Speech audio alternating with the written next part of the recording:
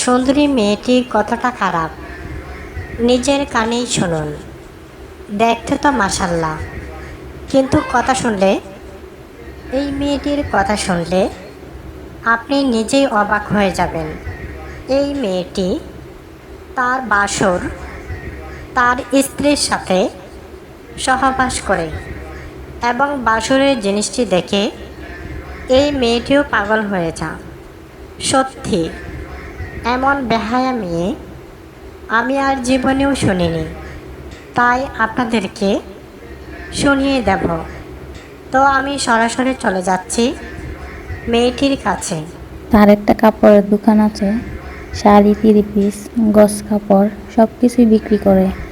দেখা যাচ্ছে যে ব্যবসার কাজে ঢাকায় যায়, মাল আনতে, কাপড় চোপড় আনতে যায়, 2টা দিন থেকে যায়, কারণ একদিনে যাওয়া আসা তো সম্ভব না, যেতে যেতে একদিন কেটে যায়। তো এভাবেই দেখা যাচ্ছে যে দূরত্ব বেড়ে যায়, সে বাসায় থাকে না। তো আমার বাসুর সে অনেক সময় নিয়ে সে তার বউয়ের সাথে শারীরিক সম্পর্ক করে, মেলামেশা করত, কারণ তার রুম আর আমার রুম পাশাপাশি ছিল। আর দেখা যাচ্ছে যে টিনের ঘর ছিল। তো আমার বাসুর যখন তার ওয়াইফের সাথে শারীরিক মেলামেশা করত, সেই আওয়াজগুলো আমার কানে আসতো। আসার পর আমার চাহিদা বেড়ে যেত। আর তখন আমার স্বামীর সাথে শারীরিক মেলামেশা করলে তখন দেখা গেল কি আমার বাসুরে যদি আমাদের আগে কাজ শুরু করে, তারপরেও আমাদের পরে তাদের কাজ শেষ হয়, কিন্তু আমার স্বামী তার আগেই হয়ে যায়। তখন এই জিনিসটা আমি যখন ফিল করি যে আমার স্বামীর এত তাড়াতাড়ি হয়ে যা, আমার বাসুর সময় নেই, না জানি কত আদর দেয় তার বউকে, আর আমার স্বামী আমাকে কিছুই দেয় না। আর একভাবেই আমার স্বামী প্রতিদিন, আমি যদি বলি যে আজকে অন্যরকম করে, কিন্তু সে বোঝে না, সে বলে অন্যরকম কিভাবে। আসলে একটা ছেলে মানুষ যদি না বোঝে তাহলে একটা মেয়ে মানুষ কি করবে। তো এভাবে চলতেছে।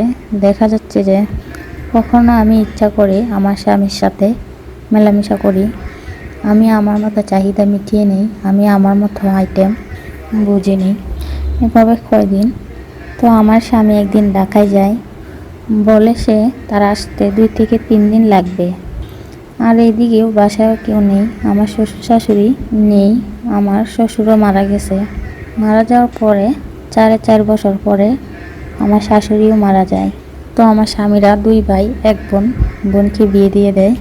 আমার স্বামী ছোট, আর আমার একটা বাসুর আছে।